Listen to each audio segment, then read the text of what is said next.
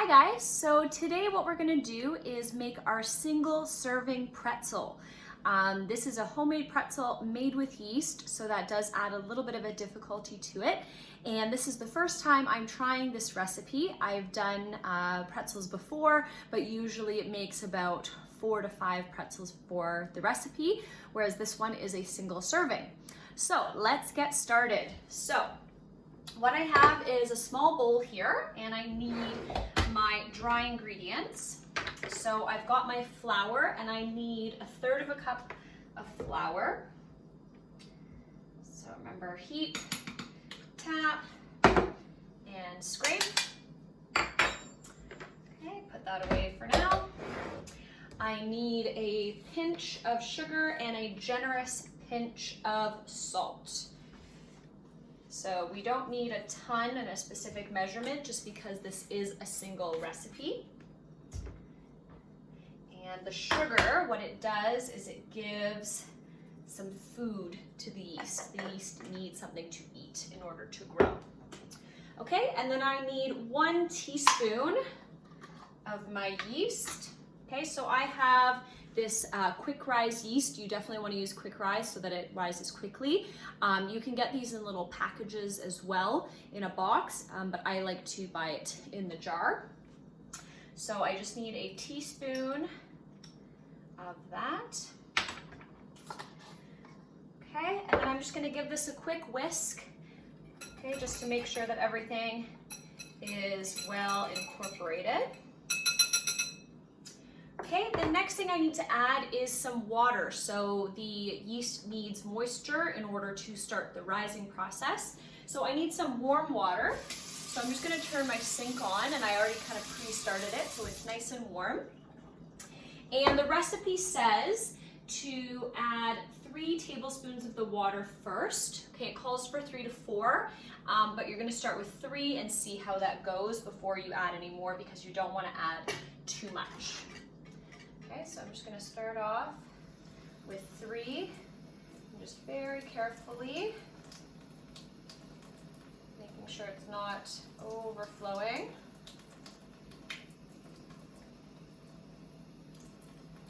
Okay, 3, just like that.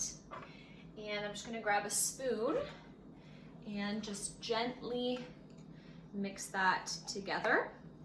If you notice that your dough is still fairly dry, which mine is still pretty dry, so I think I'm gonna add that extra tablespoon of water. But if yours is not, then keep that tablespoon out.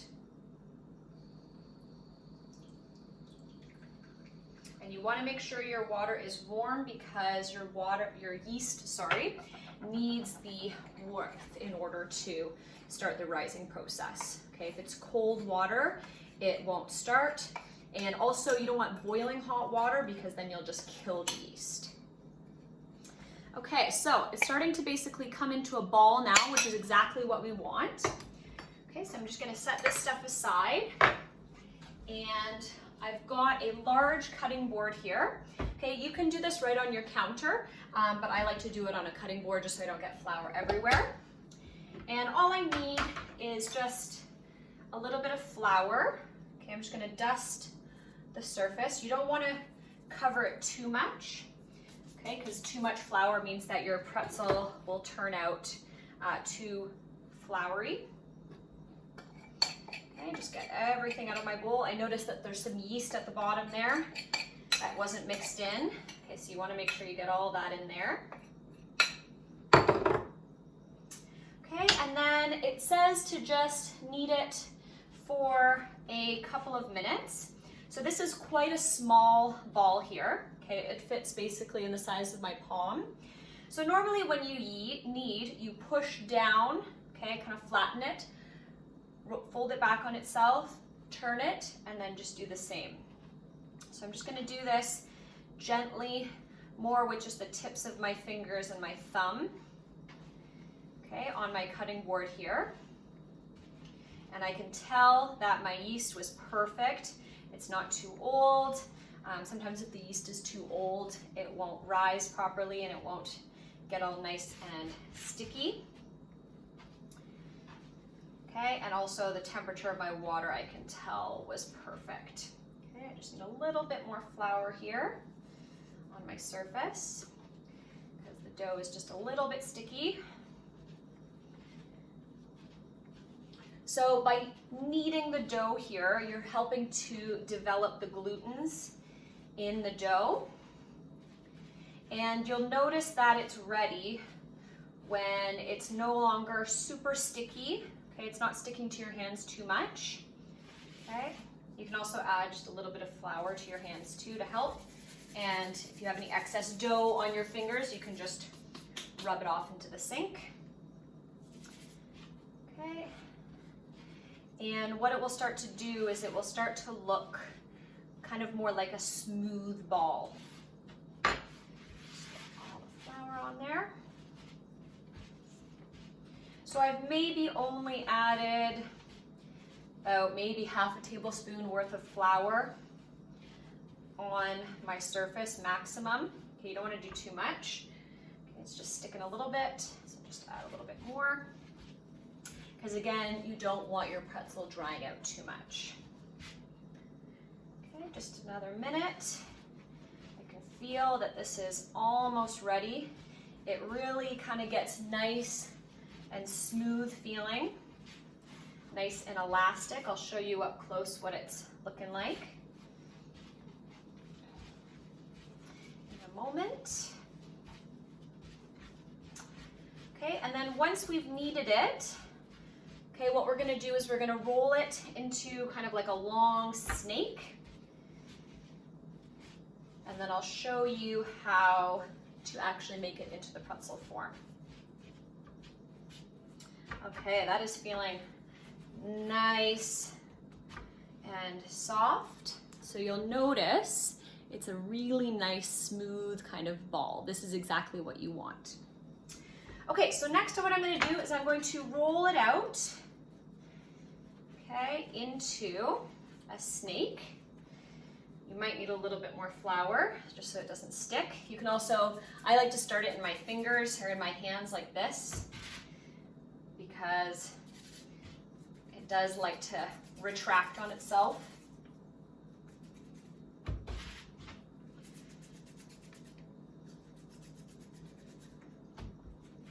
Okay, then you can kind of start working your way out. So you want to be really gentle. You don't want to really squish it. I'm just kind of using my like my fingertips and the palms of my hands just very gently and kind of pulling it apart as I go. You can't redo this, so I can't like just put this back into a ball and start again. Okay, it doesn't work that way. So you want to make sure that you do it right the first time. If you start noticing that some parts, like this one's a little bit thin here, it's a little bit fat here, just work on the fatter parts and kind of pull them out a little bit. Okay, you can always put it back in your hands, like so.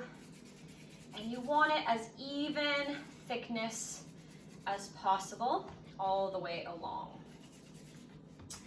Now let's see, I'm trying to think how long this is. What does my Chromebook say? The recipe says about 20 inches. So that is just under a foot, or just under 2 feet, sorry. So it's about, okay, so it's definitely getting there. You don't want it too thick, okay, because then it won't cook evenly. And this will still rise while we wait for our oven to preheat. We don't want to preheat our ovens first, and I'll explain why in a second. So you do want to do it as thin as possible. Maybe, I'm trying to think how thick this is. About maybe the thickness of a finger, right? Kind of as thick as my pointer finger here. And you'll notice I'm just kind of working at the thicker parts with my hands.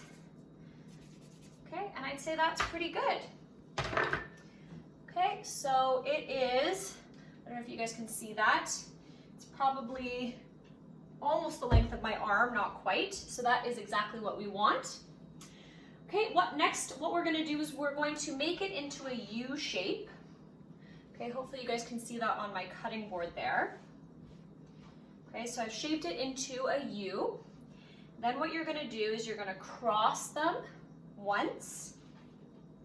Okay, so that now the shape is basically like this.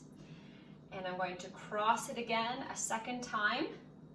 Okay, and then you're gonna take these two pieces and bring them down, okay, to the rounded bottom of the U, and then you just kind of squish it together a little bit like that. And then when you flip it over,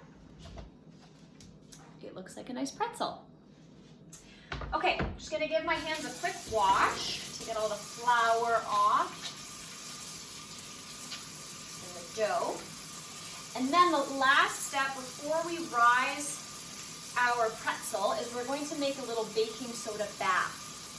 Okay, this is something new to me, something that they do a lot of the times with pretzels and with bagels. And what it does is it makes the pretzel really nice and golden when it's cooked.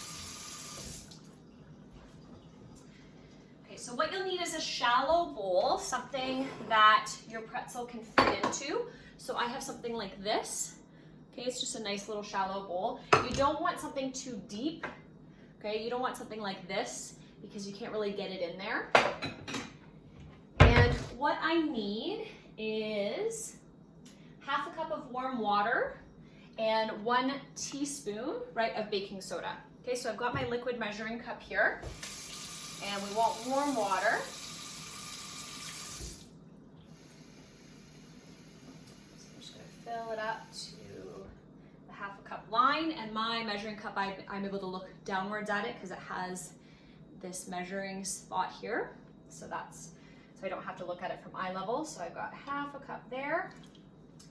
And then I need a teaspoon of baking soda. I'm just gonna wipe this because this had the yeast on it.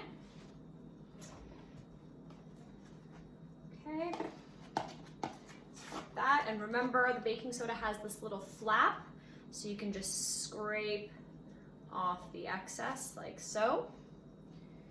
Okay, sprinkle that over and just give it a little mix to dissolve the baking soda. And then you're just going to, you're just gonna dip it in here just to coat it. You don't wanna soak it. Okay, so I'm just gonna put that there, and then I'm gonna get my baking sheet. Okay, I have some parchment paper that I cut to shape just right in my baking sheet here. Okay, so I'm going to gently put my pretzel in on the one side and then the other side. Okay, and then I'm going to lay it out on my baking sheet. Okay, you don't want to let it soak or else you're gonna have a soggy mess. Okay, the last step is if you want a salted pretzel with some coarse sea salt over the top, now is when you want to sprinkle that over the top while it's still wet with the baking soda water mixture. However, my preference is a cinnamon sugar pretzel. I am a sweet tooth, so I really like the cinnamon sugar. So what I'm gonna do is I'm gonna bake it as is, and then what I do when I take it out, let it cool just for a little bit, and then brush some melted butter over top and sprinkle some cinnamon sugar over the top. So here is my pretzel. Okay, looks just like that, looks awesome. And what I'm gonna do now is preheat my oven to 450. While my oven is preheating, I'm gonna set this nearby kind of where some of the heat comes out, just on the top of the stove, because what I want is I want this in a warm place to be able to rise a little bit. Because right now it's looking a little bit thin and pitiful, but if you let it rise for about 15-20 minutes while your oven is preheating in a warm spot, it will puff up a little bit more. Okay, so I will take you and show you. Okay, so I'm just gonna set that down, and I'm going to bake up to 450. Okay, and then I'm just gonna get this pan out of the way. I noticed that the heat tends to come out of this part of my oven, so I'm just gonna set my pretzel right under there, and what it will happen is, if you can see that, my phone would, let me turn this off. There we go. Okay, what will happen is because the heat is coming out, it will help to puff this up a little bit. Okay, so what you want to do is you want to bake it for about 15 to 20 minutes until it is nice and golden brown. And then again, if you've done the salt, then you can just enjoy it right away. And if you want to do the cinnamon sugar, what I'm going to do is just take a little bowl here. Okay, get a spoon.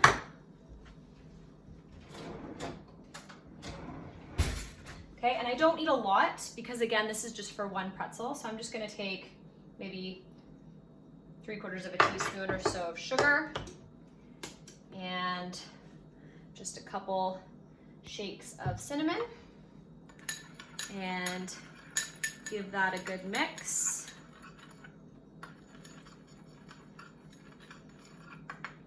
Okay, so I've got a nice cinnamon sugar mixture here. And then I've already set out my butter ready to go. So I'm just microwaving, once it's done, just a little bit of butter, maybe a tablespoon or so. You probably don't even need that much. And I've got my pastry rest here, so I'm just gonna brush it all over the cooked pretzel and then sprinkle the cinnamon sugar over top. Okay, so I'll make sure to get a picture of that for you guys for the YouTube, what's it called? The picture of the YouTube. You know what I'm talking about. Okay. Anyways, hope you guys have a fun time with this recipe. I really enjoy making homemade pretzels because it's just so fast and so quick. And if you guys ever want to do a recipe that's a little bit larger, just let me know and I can get you my my recipe that makes about 4 to 5. Okay. Good luck and see you next time.